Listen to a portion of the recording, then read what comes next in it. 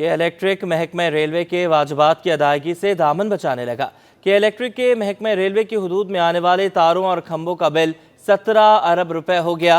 DS railway की जानिब से क्लेम करने पर जवाब देने से भी इनकार। डीएस कराची नासिर खलीली कहते हैं कि केई से कहा था कि 17 अरब रुपए के वाजिबात को हमारे 46 लाख के बिल के साथ एडजस्ट कर लें, लेकिन वो नहीं माने। बात कर लेते हैं अक्सर शाहिद से, बताइएगा। मैं इस वक्त city station DS office Nasir Khalili के ऑफिस में इस वक्त मौजूद हूँ। जैसा कि हम देख रहे हैं कि गुज़िश्ता चंद रोज़ से जो है वो रेलवे कॉलोनी के मकीन जो है वो काफ़ी परेशान है।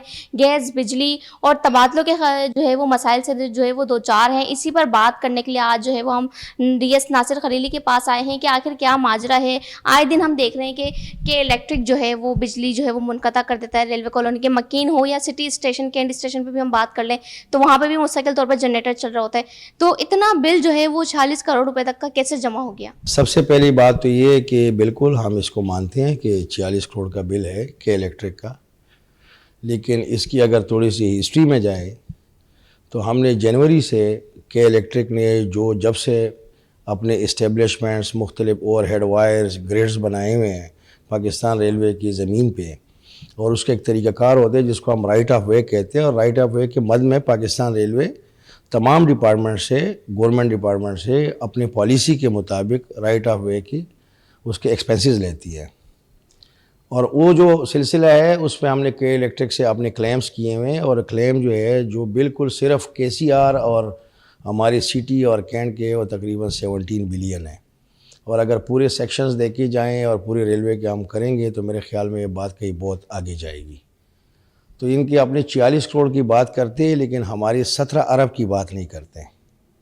तो हमने इनसे ये रिक्वेस्ट की थी और इस पे काफ़ी हमारी मीटिंग्स भी हुई थी, इनसे लेटर भी किए, मैं इनके ऑफिस भी गया था और इनको ये बता दिया था कि जी आप काइंडली हमारे जो बिल है, हमारा जो अमाउंट है वो आप हमारे क्लेम्स पे गौर करें।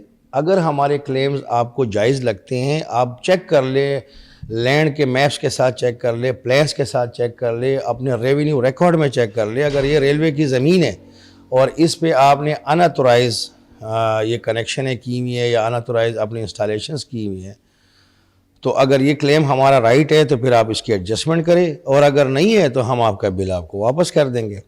और उसके अलावा भी हमने इसमें पार्ट्स में इनको अभी इस एक महीने के अंदर 138 मिलियन फिर भी दिए हुए हैं।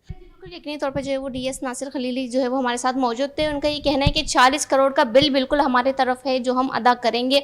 जबकि बात की जाए के इलेक्ट्रिक की, तो के इलेक्ट्रिक की जो लाइनें हैं, खंबे हैं जो कि रेलवे की हुदूद में आते हैं, जो कानून के मुताबिक जो है वो किराया जो है वो रेलवे को अदा किया जाना है, जिस पर के इलेक्ट्रिक जो है वो कब्जा करके बैठ गई है। और 17 अरब रुपए का जो बिल है वो के इलेक्ट्रिक की अपनी तरफ निकलता है, जिसकी अदायगी जो है वो रेलवे को नहीं की जा रही। जबकि जो डीएस साहब उनका ये कहना है कि या फिर आप हमें जो है वो पैसा की अदायगी कर दें या फिर हमारे बिल के साथ जो है वो उसको एडजस्ट कर दें। लेकिन अब तक के इलेक्ट्रिक की जानिब से जो है वो कोई कांटेक्ट या कोई जो है वो ऐसा आंसर यहाँ पर रिस्पॉन्स जो है वो नहीं आ रहा कि आखिर जो रेलवे के जो पैसे निकलते हैं के इलेक्ट्रिक की तरफ वो किस तरीके से अदा किए जाएंगे, या फिर उन पर जो है वो के इलेक्ट्रिक का जो है वो कब्जा करने का इरादा है। तो लिहाजा डीएस साहब का ये कहना है कि हम जो है वो इस पर क्लेम करते रहेंगे और अपने पैसे जो है वो लाजमी वसूल करेंगे।